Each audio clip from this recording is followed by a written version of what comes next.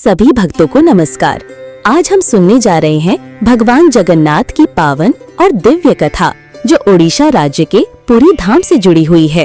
भगवान जगन्नाथ श्री कृष्ण का ही एक रूप है, जिनके साथ उनके भ्राता बलभद्र और बहन सुभद्रा भी विराजमान होते हैं। ये कथा न केवल धार्मिक महत्व रखती है, बल्कि भक्ति भाव, धैर्य, भक्ति और चमत्कारों से भी परिपूर्ण है। बहुत प्राचीन समय की बात है। एक बार ब्रह्मा जी ने भगवान विष्णु से प्रश्न किया, हे प्रभु, मुझे बताइए कि पृथ्वी पर ऐसा कौन सा स्थल है जहां आप साक्षात निवास करते हैं। भगवान विष्णु मुस्कुराए और बोले, हे ब्रह्मा, पृथ्वी पर ओड्र देश, वर्तमान में ओडिशा में नीलांचल नामक पर्वत पर मैं स्वयं नील माधव के रूप में निवास करता हूँ। वहाँ का क्षेत्र बड़ा ही पवित्र है, जहाँ देवता, ऋषि और योगी जन भी दर्शन पाने को लालायित रहते हैं। भगवान विष्णु की ये बात सुनकर ब्रह्मा जी ने ये बात पृथ्वी के तत्कालीन सम्राट इंद्रद्युम्न को बताई। राजा इंद्रद्युम्न मालव देश के धर्मनिष्ठ और विष्णु भक्त राजा थे।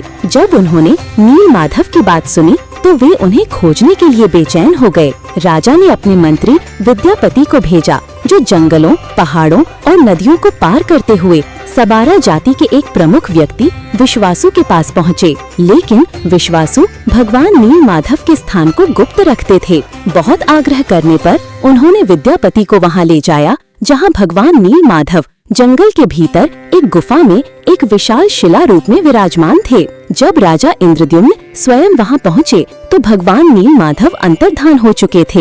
ये देखकर राजा को बड़ा दुख हुआ। वे समुद्र तट पर जाकर कठोर तप करने लगे। तब से प्रसन्न होकर भगवान विष्णु ने राजा को स्वप्न में दर्शन दिए और कहा, हे राजन, तुम समुद्र तट पर एक विशाल काष्ठ खंड पाएंगे, उसी से मेरा नवीन रूप बनवाना। राजा को अगली सुबह समुद्र के किनारे एक दिव्य काष्ठ खंड प्राप्त हुआ। उन्होंने तत्काल काष्ठ मूर्तियों के निर्माण के लिए श्रेष्ठ शिल्पकारों को बुलाया, लेकिन कोई भी उस लकड़ी पर छेनी नहीं चला पाया। तभी वहाँ एक वृद्ध शिल्पकार प्रकट हुए, जो वास्तव में स्वयं भगवान विष्णु थे। उन्होंने कहा, मैं 21 दिन में मूर्ति निर्माण करूँगा, लेकिन इस दौरान कोई द्वार नहीं खोलेगा। राजा ने वचन दिया, परंतु कई दिन बीतने के बाद जब भीतर से कोई आवाज नहीं आई तो रानी ने चिंता के कारण द्वार खुलवा दिया। भीतर कोई नहीं था, लेकिन वहाँ 3 अधूरी मूर्तियाँ थीं, भगवान जगन्नाथ, बलभद्र और सुभद्रा की। भगवान की मूर्तियाँ अधूरी थीं, हाथ अधूरे, आंखें गोल, शरीर भी पूर्ण नहीं। राजा दुखी हुए,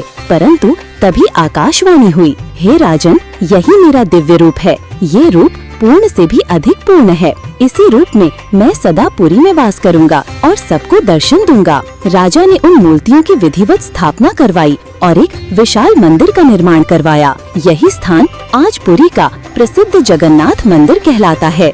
एक समय ऐसा आया जब भगवान ने अपनी बहन सुभद्रा और भाई बलभद्र के साथ नगर भ्रमण की इच्छा जताई। तब राजा ने 3 भव्य रथों का निर्माण करवाया। तभी से हर वर्ष आषाढ़ शुक्ल द्वितीया को जगन्नाथ रथ यात्रा निकाली जाती है, जिसमें लाखों भक्त भगवान को खींचते हैं और आशीर्वाद पाते हैं। राजा इंद्रद्युम्न की भक्ति, खोज, तप और धैर्य ही उन्हें साक्षात भगवान के दर्शन का सौभाग्य दिला सके। भगवान को उनकी पूर्णता या बाहरी स्वरूप से नहीं, बल्कि उनके भाव और कृपा से जाना जाता है। भगवान ने सबारा जाति के विश्वासों को दर्शन देकर बताया कि भक्त किसी भी जाति का हो, वह प्रभु के निकट हो सकता है। इस प्रकार भगवान जगन्नाथ की ये कथा हमें ये सिखाती है कि सच्चे मन से भक्ति करने वाले को भगवान स्वयं मार्ग दिखाते हैं। पुरी की ये कथा आज भी करोड़ों लोगों को प्रेरित करती है और भगवान जगन्नाथ की महिमा संसार भर में फैली हुई है। तो दोस्तों,